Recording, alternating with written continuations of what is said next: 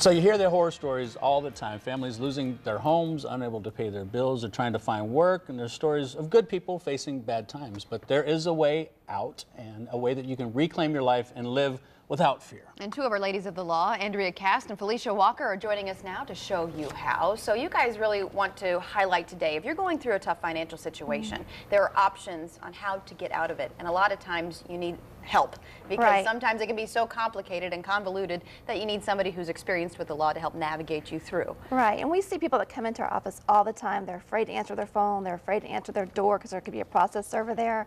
They're just really at their wits' end. They're struggling to make ends meet, and they feel like there's no hope, no help. And we want them to know they're good people. They're just going through a tough economic time. We're tough. We can help you get through it too. So. And you have some options. So what kind of options would you recommend for people? I'm sure there's a wider range of things you could choose from, but what are two that you specifically want to talk about to give people, kind of a way to get through this? One of the primary options that work for a lot of people are to file bankruptcy. And we know it's a terrible word. We call it the B word around our office, but it's actually a really viable option to help people who are struggling with debt. And that debt comes from a lot of different ways. We know a lot of people that don't have jobs and they've maxed out their credit cards. They have critically ill children or illnesses themselves that they're having to fund. And if they've lost their job and things like that, they're overwhelming credit card bills and medical bills. And medical providers used to not file lawsuits against people for that, but now they do, and they're pretty aggressive about it. Right. So there's a few, two main types of bankruptcy that we talk about, and one is a Chapter 7, and the other is a Chapter 13. And a Chapter 13 bankruptcy is what we call a complete liquidation bankruptcy. And basically there are limits under the law that you can only have a certain amount of assets in order to qualify for a bankruptcy. And there's also a means test. You have to make less than what 50% of the people in our area make. So there are some income limitations to prevent any abuse. You don't want a lawyer filing bankruptcy if they're making a couple hundred a year. They don't get to file a Chapter 7 usually. And there are some exceptions to that, which of course we can help you get through. But if you have more than what the allowed amount of assets are, then you will either give them up to the bankruptcy trustee to help pay your debts, or you can either purchase them back over time through that.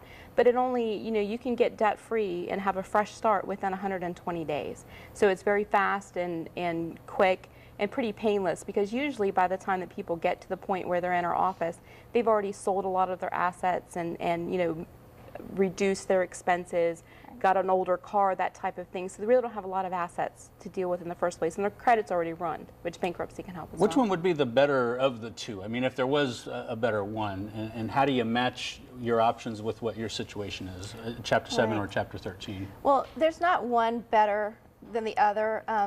They fit different circumstances. A Chapter 7 is, in and out in basically 4 months, and it's a debt forgiveness program. Chapter 13 can last 3 to 5 years, and you pay back all of your creditors, but you have to show an ability to pay. And it's basically mathematical. It's your means test, and we can do that for you in our office.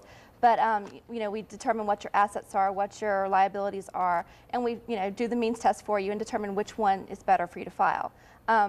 And a lot of people think that bankruptcy is going to ruin my credit, but just yesterday I had a guy in the office who he lost most of his home in a flood, and the insurance is not going to cover to rebuild, and they want him to jack it all the way up to the window sills, before they'll even let him rebuild. So he's surrendering it in a bankruptcy to walk away from this huge debt, and his credit score is actually going to increase within a year of filing bankruptcy 156 points. So it's the first step for him to rebuild after that terrible flood. Literally rebuild. Yes. Yes. There's also things that a Chapter 13 can do that a Chapter 7 can't.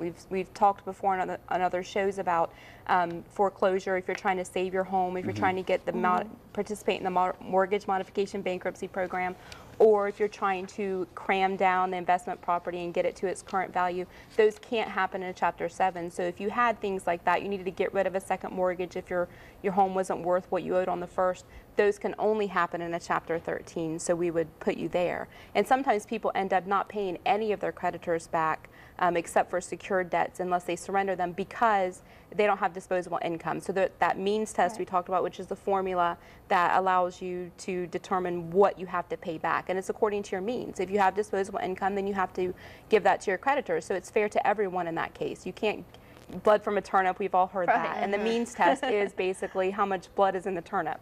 Right. And so that would determine a 7 or a 13. So bottom line, it can be very confusing for a lot of people. And Yes. also this is a very emotional time when you're, it's tough for you economically, especially if you have a family to provide for and Right. you're not sure kind of where to turn.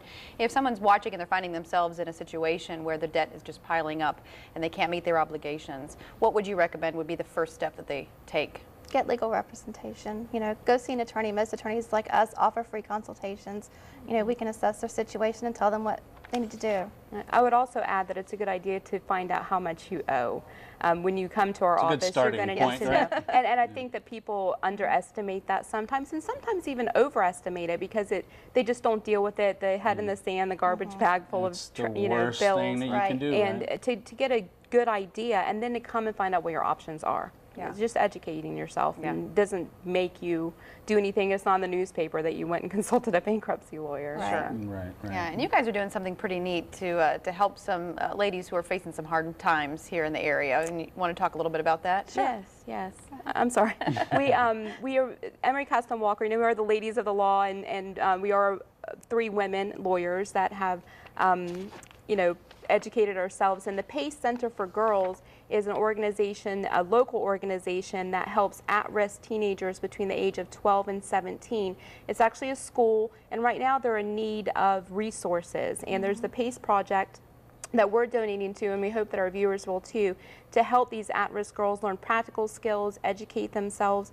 The literacy rate across the world is about 60% of the girls or women that are illiterate, or the percentage of illiteracy, 60% of those make up women. And a lot of it is because of economic circumstances and things like that. So the PACE Center for Girls helps that, get the girls beforehand and give them a chance for a future. That's Right. fantastic. And, Well, thank you Thank guys. you, ladies. Appreciate you guys being here. You can donate at www.2013pacecenter.org, I believe it is. And it was on the Very bottom good. of the Online screen by there. June 10th. Okay.